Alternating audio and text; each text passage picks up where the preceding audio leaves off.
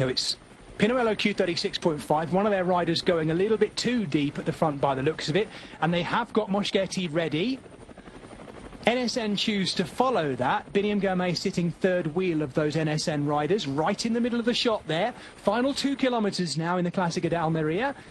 And there are teams still in need to move up. Bahrain victorious coming up now, but they're very spread out. Where Phil Bauhaus is. No, actually, I say that. Bauhaus is there. They've got one more rider overlapping. Tudor Pro Cycling coming up now too. I hadn't expected to see that today, so maybe Mozzato is ready.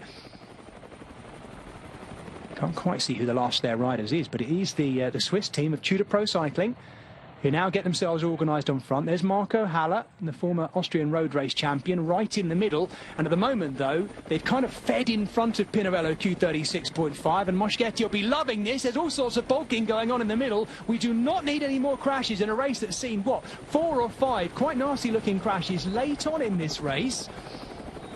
Tudor Pro Cycling now have Luca Mozzato sitting just behind Marco Haller, a little bit further back. Jaco Alula with one rider there, though.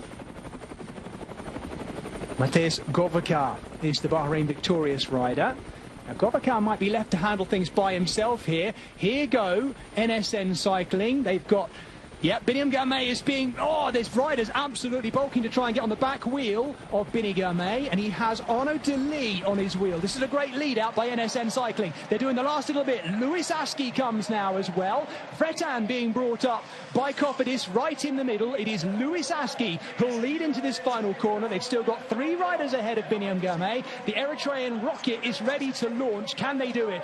Louis Aski going as deep as he possibly can. I'm looking to see who the next rider is. I think it's Hugo Hofstetter. It is Hofstetter now who goes. Biniam Girmay still seated. Hofstetter the last man to go. We expected this. The Frenchman is going to go deep. He can handle a sprint by himself, but look at this. Fretan coming up. Milan Fretan moving up behind Biniam Girmay. Girmay leading at this time. Here comes Groenewegen in the middle as well. Fretan, Groenewegen, Biniam Girmay takes it.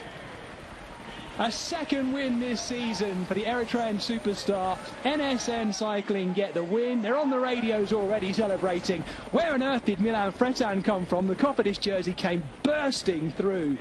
But Biniam Girmay gets his second win of the season, and the congratulations of his team as well. What a fantastic sprint finish. I must admit, we had a zoomed-in close shot of the front end there. I hope you enjoyed that. I can only apologise for the messy run-in, which was particularly messy, and I just hope all the riders are okay. Here it is from on high again one more time.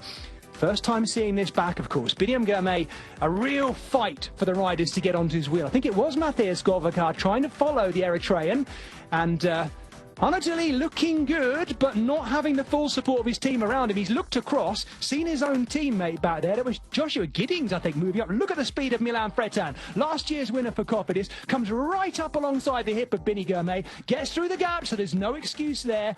And watch the speed of Dylan Groenewegen. Groenewegen closing up behind Fretan, but it's Biniam Girmay holding on.